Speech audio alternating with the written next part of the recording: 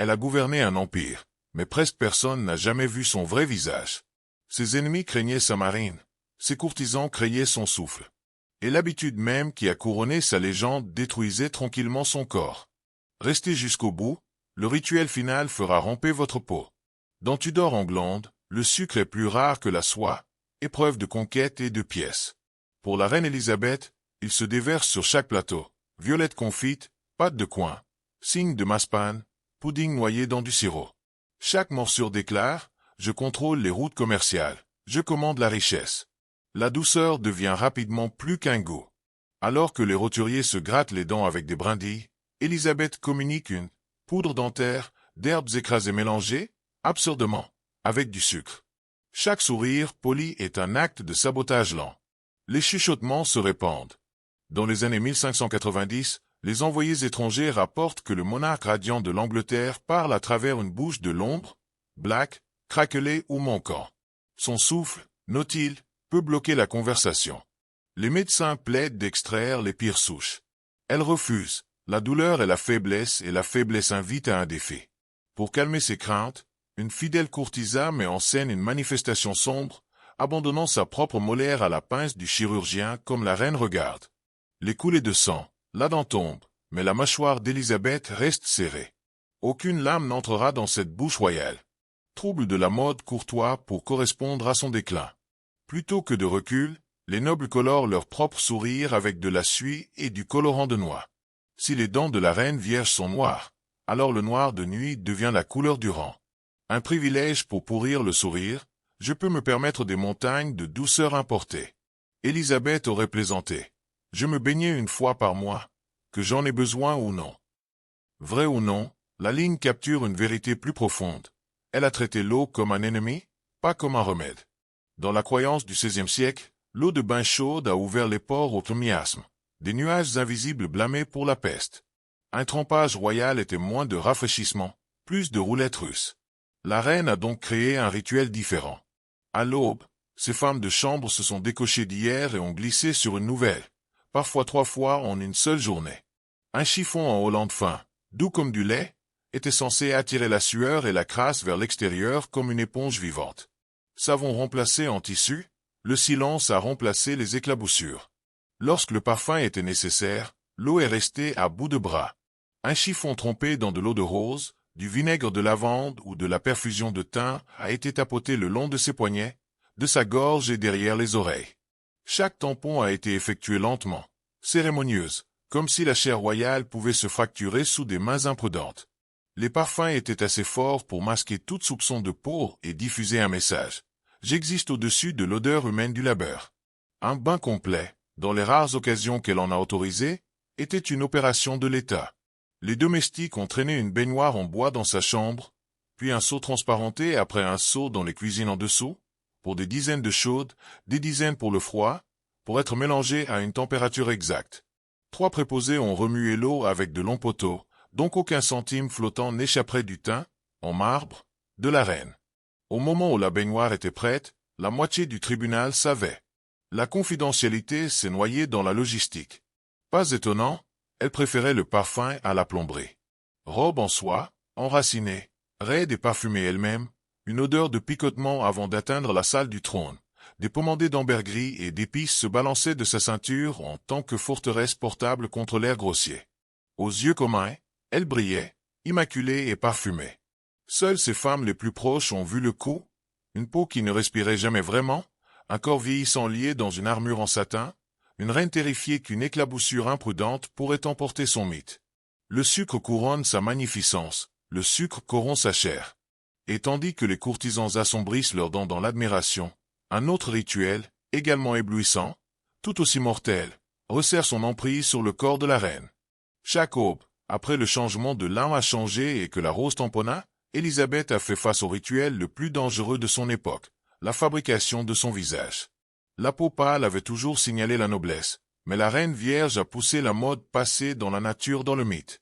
Elle a atteint la céruse vénitienne, une pâte de beurre de plomb blanc et de vinaigre, coûteux, convoité et tranquillement mortel. Ces dames ont caressé le poison sur ses joues, son front et sa gorge jusqu'à ce que chaque impulsion de couleur vivante disparaisse. Au début, L'effet était la perfection en porcelaine. Bientôt, c'est devenu la nécessité. Plomb s'infiltre, cicatrice de plomb. De minuscules éruptions ont éclaté, puis ont plairé. La solution? Plus de céruse. Couche sur couche, jusqu'à ce que le masque soit suffisamment épais pour se fissurer si elle souriait trop largement. La couleur ne revenait que là où elle le commandait. Pour les lèvres, elle a favorisé cinnabar et vermilion. La mercure se compose à un rouge furieux. Le métal a accéléré son pouls, s'est embrouillé sa mémoire, a mis ses mains en tremblement. Les courtisans ont blâmé l'âge, elle a blâmé la fatigue, personne n'a osé blâmer les cosmétiques qui se séchaient sur sa coiffeuse comme un plâtre humide. Pourtant, l'illusion devait tenir. Les peintres ont reçu l'ordre de copier un schéma de visage, approuvé rédigé des décennies plus tôt. Les rides et les affaiciers étaient TRE coups de pinceau à Zono. Les miroirs ont disparu de ces chambres privées, remplacés par des chandelles flatteuses. Même les médecins ont été invités à traiter les affections sans perturber la peinture. Toucher le visage, risquer le trône. Elle savait, au niveau du crépuscule, que le masque la tuait, mais la retraite était impossible. Le visage appartenait à l'Angleterre maintenant. Il est apparu sur les pièces, les proclamations et les tapisseries. Il a marché avec des soldats et des traités commerciaux bénis. Si le masque s'effondrait, le sort pourrait également garder les demandeurs rivaux à distance. Et donc, chaque coucher de soleil, le poison est resté. Cérus se durcit dans une coquille cassante, mercure pulsait en dessous. Sa peau s'est boursouflée, ses cheveux amincités, mais le public n'a vu que Gloriana, sans acier inoxydable, la flamme blanche au centre de l'Empire. Derrière les écrans de soie, cependant, le corps de la reine s'effilait. Même des tâches simples, comme s'occuper de l'appel de la nature, ont requis une chorégraphie du secret et se classent plus bizarre que n'importe quel masque à la cour. Parmi les chaises dorées d'Élisabeth se trouvait une seule qui n'apparaissait jamais dans des portraits d'État. Un tabouret rapproché, en noyer rembourré de velours, son siège déguisant un pot en céramique. S'asseoir dessus, c'était confronter le fait le plus humain de la monarchie. Elle a enveloppé, comme toujours, dans le rituel. La fréquentation est tombée dans le marié du tabouret, un poste accordé uniquement à un gentleman de haut niveau de loyauté impeccable. Chaque matin, il inspecte des draps frais, posait des chiffons à parfum à l'intérieur du pot et se tenait prêt avec de l'eau parfumée et des serviettes douces. Dans ces minutes étouffées, il pourrait entendre les confessions qu'aucun conseiller ne le ferait jamais. L'accès au corps royal signifiait l'accès au secret. Le marié se leva souvent pour devenir un gardien de faveur et de politique. Au-delà de la chambre privée, cependant, l'assainissement s'est effondré. Les palais tentaculaires de Whitehall et de Greenwich manquaient de tuyaux ou d'égouts. Les courtisans se sont soulagés dans des pots de chambre en étain, puis ont fait pencher le contenu dans des cours étroites, ou worse, sur des planchers à ruée. La nuit, les gong farmers se sont glissés à travers des couloirs, transportant des barils glissants vers des puissances cachées qui s'étaient envahies sous les dalles. Leurs lanternes vacillaient sur des murs suspendus avec de la soie, illuminant une vérité qu'aucune tapisserie ne pouvait se cacher. Le pouvoir vivait à la cheville dans la puanteur. La reine a combattu les odeurs avec les outils en qui elle avait confiance, l'arôme et les performances. Des faisceaux de romarin, de menthe et de marjoram doux qui ont coupé dans les brasiers. Les sols étaient éparpillés d'herbes fraîches dont les huiles libérées sous la chute des pieds. Pourtant, la paille et les pétales, laissés trop longs, ont formé des nattes de pourriture qui ont élevé les poux et la fièvre. La solution d'Élisabeth était la mobilité.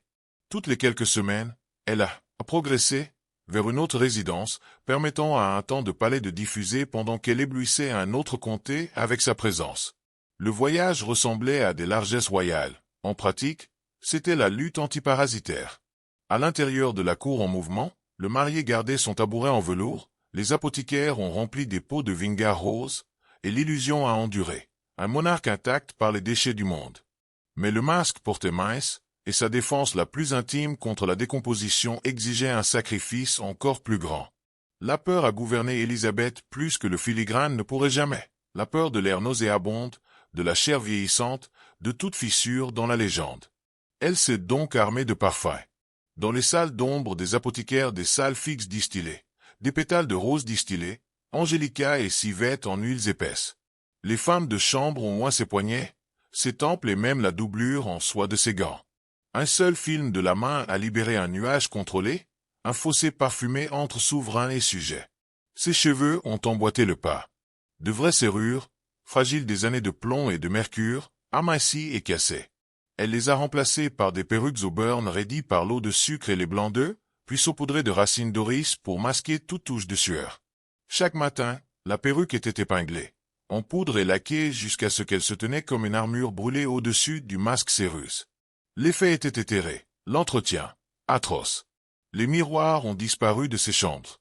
Lorsque même la chandelle est devenue méchante, elle l'a interdite, ne préférant que des pièces éclairées uniquement par des torchets parfumés qui peignaient chaque surface en pardonnant l'or. Les chuchotements affirment qu'un seul préposé, à faire du silence, était chargé de dépoussiérer ses épaules en privé, garantissant qu'aucun œil vivant ne s'associant jamais. Pourtant, le temps a appuyé. Par sa dernière décennie, elle portait un bâton de marche sur le sommet d'argent rempli d'herbes écrasées et d'ambergris. Chaque fois que le muscle naturel d'un courtisan dérivait trop près, elle leva le bâton comme un sceptre, inhalant la preuve qu'elle dirigeait toujours sa propre atmosphère. Le geste est devenu un décret silencieux. Je suis la reine. Je n'appartiens pas à votre monde. Derrière les rideaux de velours, son corps affaibli, les ulcères fleurissant sous la peinture, les articulations douloureuses, la vision se brouillant de la toxine et de l'âge. Elle a toujours refusé le bain nettoyant, la douce lumière du jour, le miroir honnête. D'épuiser le parfum et la poudre, c'est faire face à la mortalité non armée. Elle a donc choisi l'image plutôt que la chair. Elle est morte comme elle avait vécu, embaumée dans le mythe, peau non lavée, visage à incandescence sous son glaçage mortel. Dans les chroniques du pouvoir, sa propreté n'a jamais été Abu Uthels. C'était une forteresse, une scène, un sort, qui a survécu à la respiration qui l'a jetée.